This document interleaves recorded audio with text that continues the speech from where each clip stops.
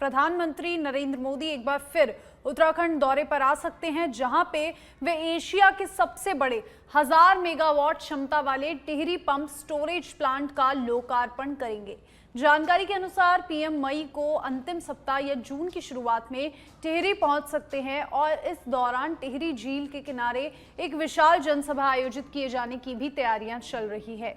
प्रशासन और सुरक्षा एजेंसियों ने कार्यक्रम स्थल का निरीक्षण शुरू कर दिया है।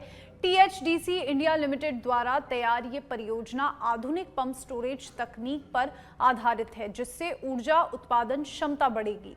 माना जा रहा है कि इस परियोजना से उत्तराखंड में रोजगार, पर्यटन और विकास को भी नई गति मिलेगी।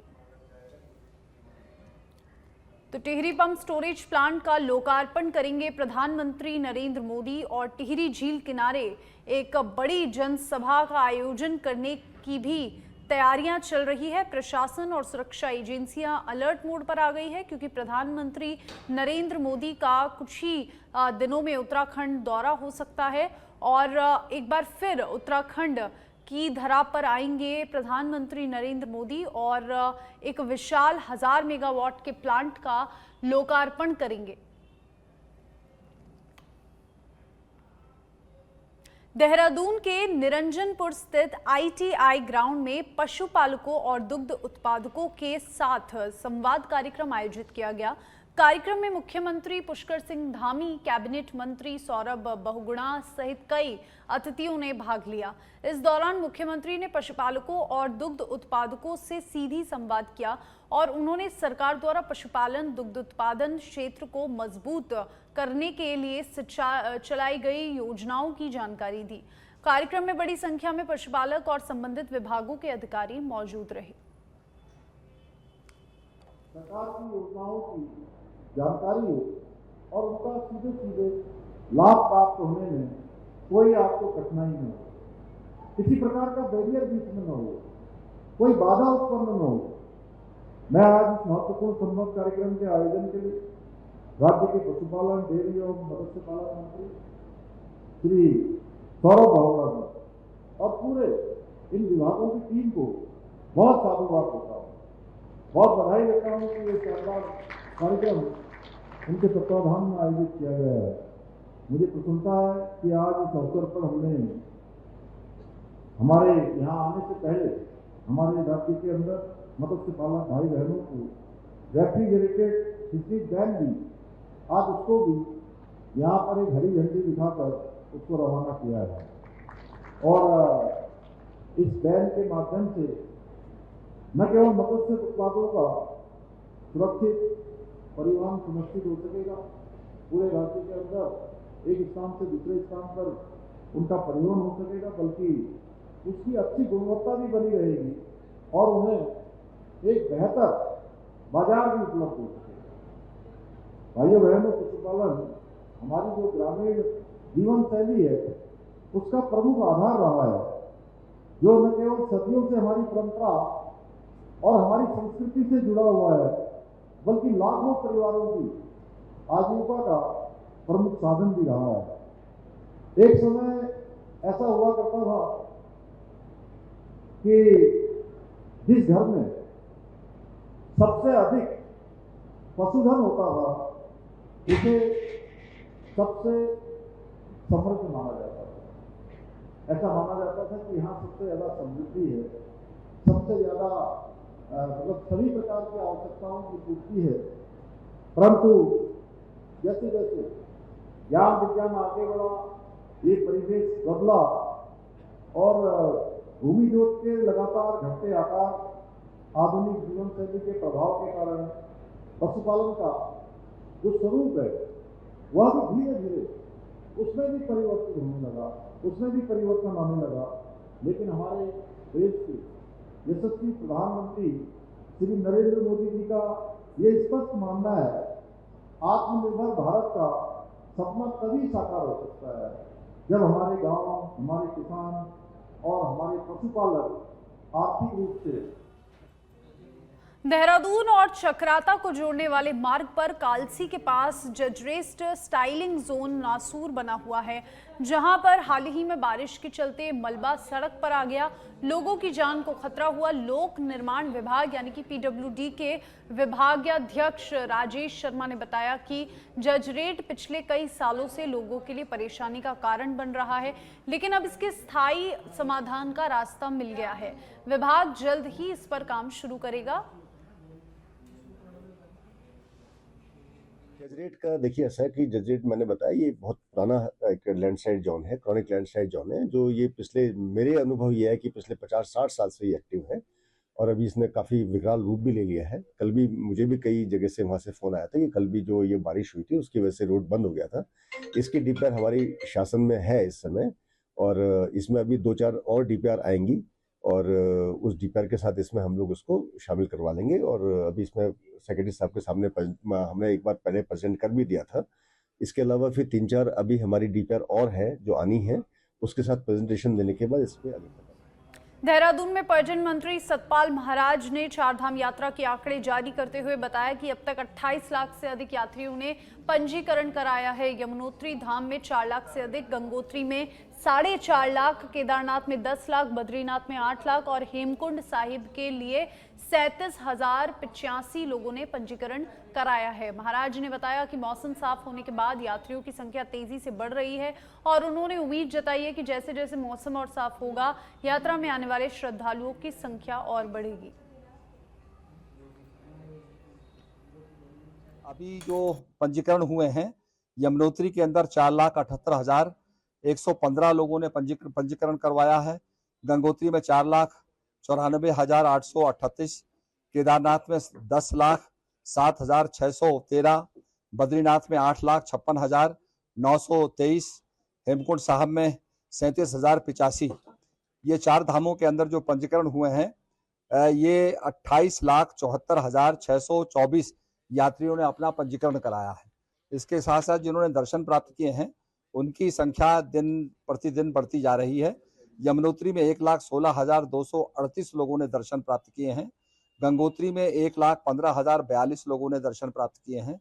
केदारनाथ में 3,44,889 और बद्रीनाथ में 1,85,662 लोगों ने दर्शन प्राप्त किए हैं। कुल मिलाकर के 7,61,831 लोगों ने दर्शन प्राप्त किए हैं।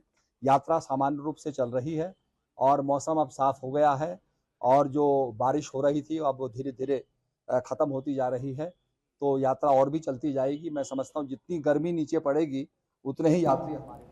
चक्राता से खबर है कि क्षेत्राधिकारी विकास नगर ने 6 मई 2026 को कोतवाली चक्राता का आर्थिक वार्षिक निरीक्षण किया और निरीक्षण में 1 जुलाई 2025 से 31 दिसंबर 2025 की अवधि के दौरान कोतवाली की व्यवस्थाओं की गहन समीक्षा की। इसमें सलामी गार्ड, मालखाने की साफ सफाई और रखरखाव और अल सलाह की वेपन हैंडलिंग और कोतवाली परिसर की सफाई और लावारिस और सीज शुदा वाहनों को निरीक्षण शामिल था।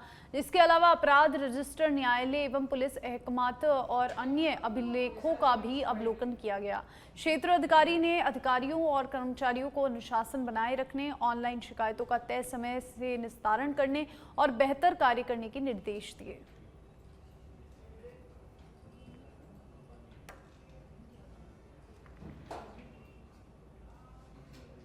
देहरादून के आईएसबीटी क्षेत्र में रफ्तार का कहर देखने को मिला, जहां पर एक डंपर और छोटा हाथी वाहन के बीच जोरदार टक्कर हो गई।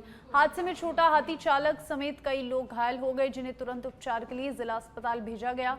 बताया जा रहा है कि बीते 24 घंटों में डंपर से जुड़ा ये दूसरा बड़ा हादसा है, जिससे क्षेत्र में दहशत और आक्रोश का माहौल बन गया है। लगातार हो रहे इन हादसों ने भारी वाहनों की लापरवाही और शहर की ट्रैफिक व्यवस्था पर गंभीर सवाल खड़े कर दिए हैं। स्थानीय लोगों ने प्रशासन से सख्त कार्रवाई करने, डंपरों की रफ्तार पर नियंत्रण लगाने की मांग की है।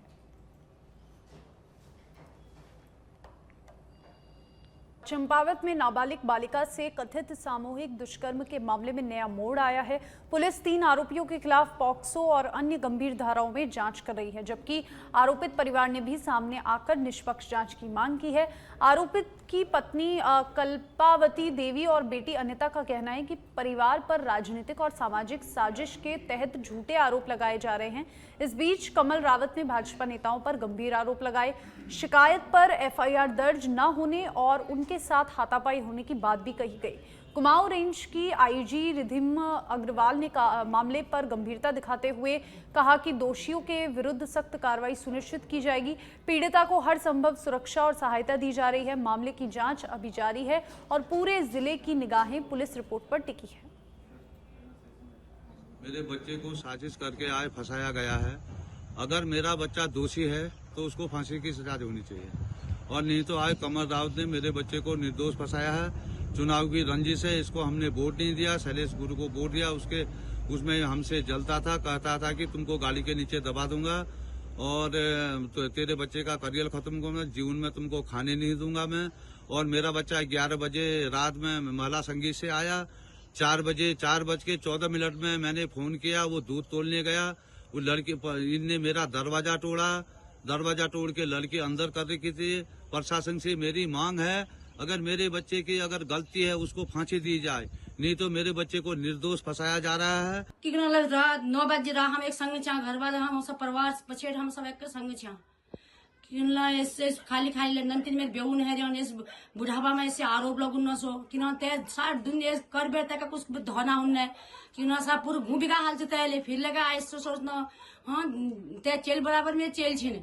प्रातः लगभग 3 बजे डायल 112 पर एक बालिका की गुमशुदगी की रिपोर्ट प्राप्त होने पर कोतवाली चंपावत की टीम्स द्वारा लगभग 1 से 1.5 घंटे के भीतर बालिका को बरामद कर लिया गया था। बालिका द्वारा प्रारंभिक जांच में अपने साथ सामूहिक दुष्कर्म के आरोप लगाए गए, जिसके क्रम में पीड़िता को हॉस्पिटल ले जाकर मेडिकल करवाया गया। परिवारजनों की तहरीर के आधार पर नामजद अभियोग पंजीकृत किया गया और साथ ही साथ पीड़िता का 183 भारतीय नागरिक सुरक्षा संहिता के अंतर्गत मैजिस्ट्रेट के समक्ष बयान भी दर्ज किए गए। उसके पश्चात संवेदनशीलता दिखाते हुए जनपद चंपावत की पुलिस द्वारा CWC के काउंसलर से समन्वय स्थापित करते हुए पीड़िता की काउंसलिंग भी कराई गई। हमारी फोरेंसिक यूनिट्स द्वारा घटनास्थल का निरीक्षण करते हुए वहां से साक्ष्य संकलन की कार्रवाई भी की।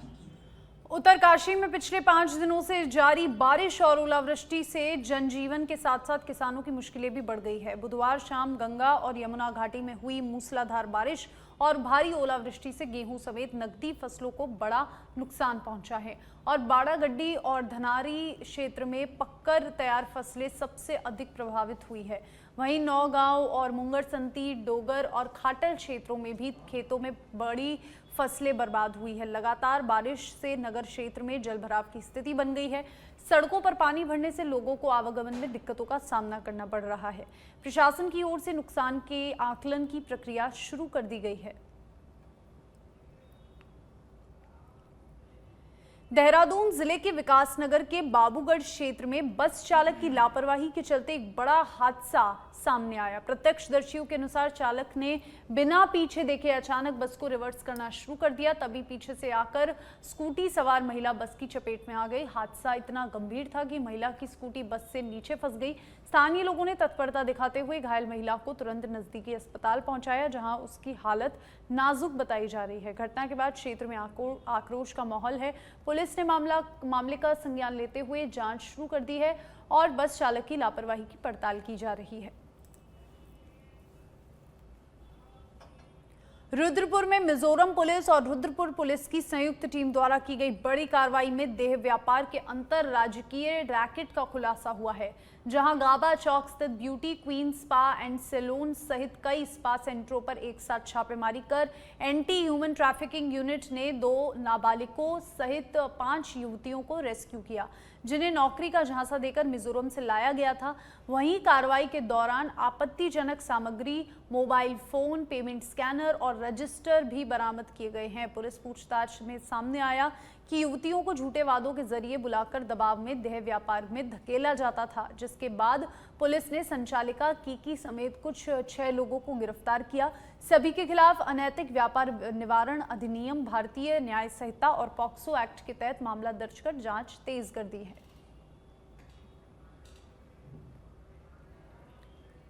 और विकासनगर कोतवाली पुलिस ने ऑपरेशन प्रहार के तहत बड़ी कार्रवाई की। चेकिंग के दौरान 12 वाहनों के खिलाफ मोटर अधिनियम के तहत चालानी कार्रवाई की गई और जिनमें से 3 वाहन सीज कर दिए गए। वहीं शराब पीकर वाहन चलाने वाले 2 लोगों को गिरफ्तार किया। इसके अलावा सार्वजनिक स्थानों पर शराब पीने वाले 5 लोगों पर धारा 81 पुलिस अधिनियम के तहत कार्रवाई की। ऑपरेशन प्रहार के तहत पुलिस धार्मिक स्थलों, भीड़भाड़ वाले क्षेत्रों और संवेदनशील जगहों पर लगातार सघन चेकिंग कर रही है ताकि आम लोगों की सुरक्षा सुनिश्चित की जा सके।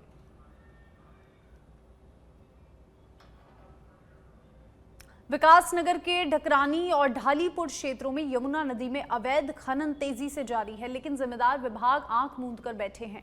खनन पट्टों की आड़ में माफिया पट्टों की सीमा पार करके पूरी नदी में टमटम मशीनों से खनन कर रहे हैं। ढालीपुर में गैर कानूनी खनन स्टॉक भी संचालित हो रहा है, जिसे रात दिन डंपरों में भरकर देहरादून भेजा जा रहा है। इस अवैध खनन की गतिविधियों का असर उत्तराखंड की पहली रामसर कंजर्वेशन साइट और आसन कंजर्वेशन रिजर्व पर पड़ रहा है, जो विदेशी पक्षियों के प्रवास के लिए महत्वपूर्ण है।